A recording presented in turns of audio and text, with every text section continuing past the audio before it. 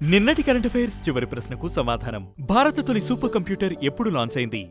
పరం 8000 భారత్ తొలి super computer గా నిలిచింది. డాక్టర్ విజయ్ పి భట్కర్ ఆధ్వర్యంలో centre for development of advanced computing రూపొందించిన ఈ సూపర్ కంప్యూటర్ 1991లో లాంచ్ అయింది. 1 గిగాఫ్లాప్ సామర్థ్యంతో, అంటే సెకనుకు 1 బిలియన్ ఆపరేషన్స్ చేసే సత్తాతో దీనిని డిజైన్ చేశారు. ప్రస్తుతం నేషనల్ సూపర్ కంప్యూటింగ్ మిషన్ కింద దేశంలో 37 సూపర్ కంప్యూటర్స్ ఉన్నాయి. ఇక మొదటిది, మేఘాలయకు తొలి మహిళా చీఫ్ జస్టిస్.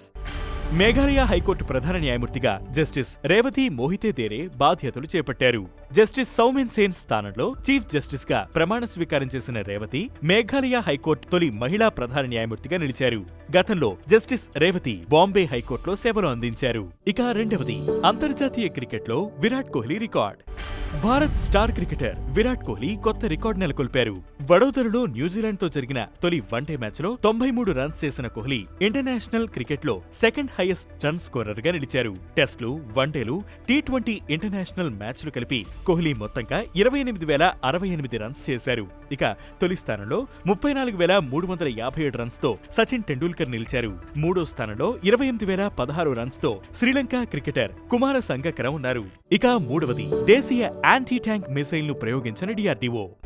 దేశీయంగా తయారైన man portable anti tank guided missile ను డిఆర్డీఓ విజయవంతంగా ప్రయోగించింది. మహారాష్ట్రలోని కేకే రేంజెస్ లో ఈ ప్రయోగం చేపట్టింది. శత్రువుల యుద్ధ ట్యాంకులు కదులుతున్నా సరే వాటిని టార్గెట్ చేసి అతి తక్కువ భద్రత ఉండే వాటి పైభాగాన దాడి చేయగలిగే సామర్థ్యం దీనికి ఉంది. ఇక నాలుగవది, భారత్ జర్మనీ మధ్య కీలక ఒప్పందాలు.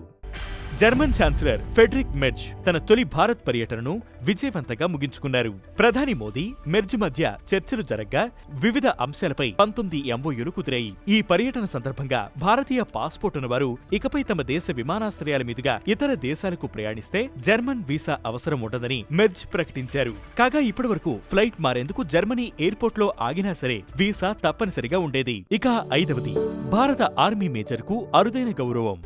భారత ఆర్మీ మేజర్ స్వాతి శాంతకుమార్ ను ఐక్యరాజ్య సమితి UN సెక్రటరీ జనరల్స్ అవార్డ్ 2025తో గౌరవించింది.